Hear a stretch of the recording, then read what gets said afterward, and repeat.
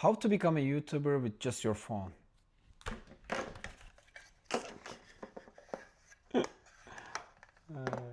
So a lot of people think you need a proper camera, whole setup to make a decent videos.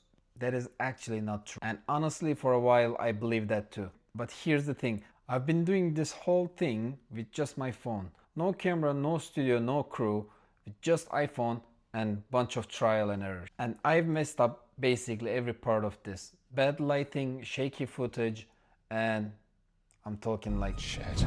So in this video, I want to walk you through what I got it wrong, what I got it right, and what I actually learned. So what I did actually was I opened my selfie camera and I walked around the room and I find my space. To do that, you need to look through the lens, not just the camera, because the room can look fine in reality but can look chaotic on the video. So you need to look through the lens, make sure that corner and or space is looking not chaotic and clean and nice. So I tried few bad options for you so you don't need to waste your time. Filming with a window directly behind you is the most basic mistake. Bad idea, very bad idea. Camera exposes for the bright window and I go dark. And I tried with a background with way too much going on, like shelves and random stuff on the shelves. What ended up working was just a plain wall, few pictures and the couch. Just clean enough, not distracting and not completely empty. There is basically 4 things that you need to think about when you try to make a video on your phone. Sound, video, lighting, and stable shot. Audio is the one people most skip, but this is actually the most important one because even if the video looks good, if the sound is off, people are gonna skip your video. So what I actually did, I just picked up the DJI Mic Mini, which is just around 49 euro.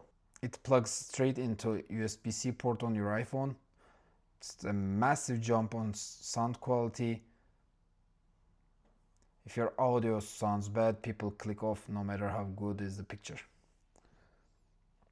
Lighting, same thing as I said with my background. I just needed to walk around the room a lot and figure out the lighting. So I have a good natural light from my right side of my room. I just needed to put few small lights, which are not even professional lights, to add on my left side. Even if you have good window and natural light, you cannot completely rely on window, so you need to have some kind of light. Sure, I should have bought one key light, but instead I have small goofy lights that I'm using. Keep a stable shot, doesn't need to be so complicated.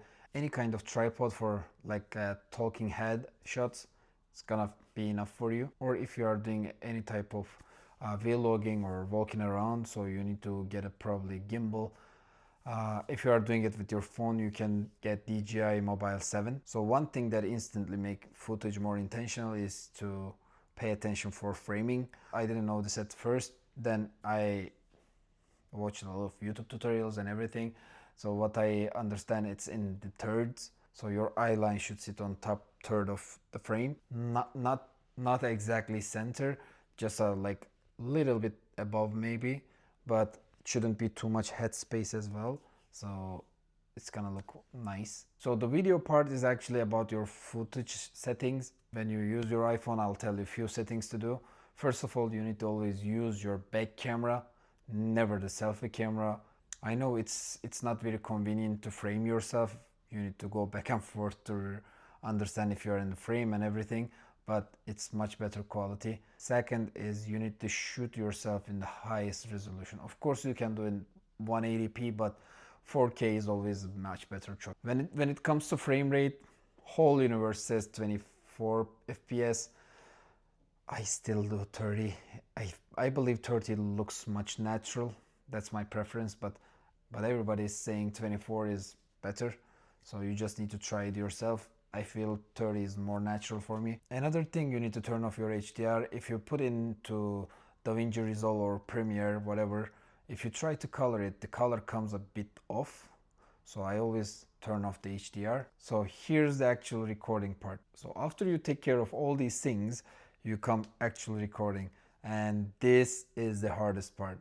I'm doing this with a full-time job. After full-time job, I come home and I try to do this at the evenings. So this is still the hardest part for me. Most of the time I don't want to hit the record button, but still doing it. I can give you a few tips on this. Maybe you don't need to script everything, but few bullet points written down sentence helps you a lot more than with the zero thought and zero planning. So you should write some things, even though it's not a full script. You need to have your idea at least planned. Other than that, I say my intro out loud maybe 5 times before I hit record button, because as much as I feel comfortable saying few things, when I press the camera on the first second, for some reason I just freeze. Also, I mess up constantly. It's okay to mess up constantly. I have multiple takes for every single shots, and it's hard for me to speak in front of the camera. I'm still trying to learn, I'm still trying to get comfortable, but you can mess it up, which is perfectly fine.